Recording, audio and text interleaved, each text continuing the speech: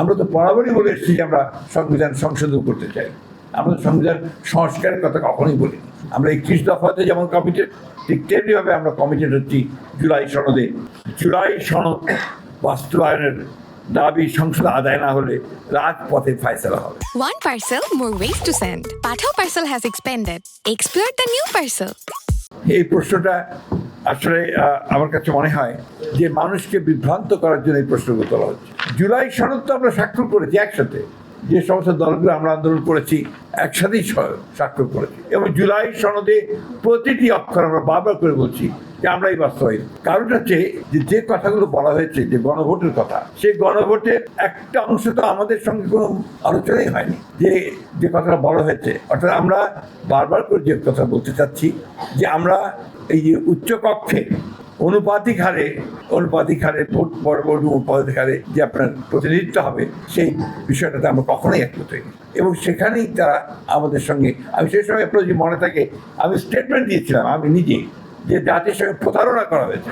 সেই reform commission তারা যে কথাগুলো ছিলেন, যেভাবে তারা নিয়ে এসছেন আমাদের কনসেন্ট ছাড়াই, সেই কনসেন্ট ছাড়া তারা নিয়ে এসছেন। এবং জুলাই সনদের বইটা যদি আপনারা করেন, আমার কাছে নাই, প্রতিটি জায়গায় বলা আছে যে দল তাদের ম্যানিফেস্টো অনুযায়ী যেভাবে আশ্চর্য নির্বাচিত হবে, তারা তাদের ম্যানিফেস্টো অনুযায়ী সেইটাকে বাস্তবায়িত করবে।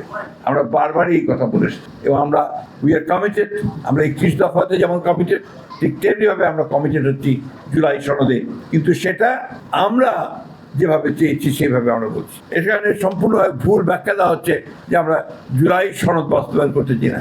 আমরা জুলাই সনদ বাস্তবায়ন প্রত্যেকটি অক্ষর আমরা পালন করবো, এটা হচ্ছে আমাদের কমিটমেন্ট। আমরাই তো সংস্কার এনেছি। সংস্কারের কথা বলে, সংস্কার এই দেশে কারা এনেছে? বিএনপি এনেছে। একদলীয় শাসন ব্যবস্থা থেকে বহুদলীয় গণতন্ত্রের বিএনপি নিয়ে এসেছে। প্রেসিডেন্সিয়াল ফর্ম অফ গভর্নমেন্ট থেকে পার্লামেন্টারি ফর্ম অফ গভর্নমেন্টে বিএনপি নিয়ে এসেছে। আপনি তত্ত্বাবধায়ক সরকারের যে বিধান, সেই বিধানকে আমরাই পার্লামেন্টে সারা রাত কাজ করে আমরাই পাস করেছি। আজকে তাই যখন এই সমস্ত কথাগুলো বলা হয়, তখন জনগণকে বিভ্রান্ত করার জন্য বলা হয় বলে আমি মনে করি। এখন বিরোধী দল যারা আছেন, তারা অনেকে বিভিন্ন রকম মুখরোচক কথা বলে আপনার জনগণকে আপনার উত্তেজিত করবার চেষ্টা করছেন। জনগণের চেয়ে ভালো তো আপনার আর কেউ বোঝে না। আমরা যতই মনে করি জনগণ কিন্তু সবচেয়ে ভালো বোঝেন, তারাই সেই সিদ্ধান্তটা সবচেয়ে ভালো নেবেন যে আমরা সংবিধান সংশোধনের ব্যাপারে কী বলছি।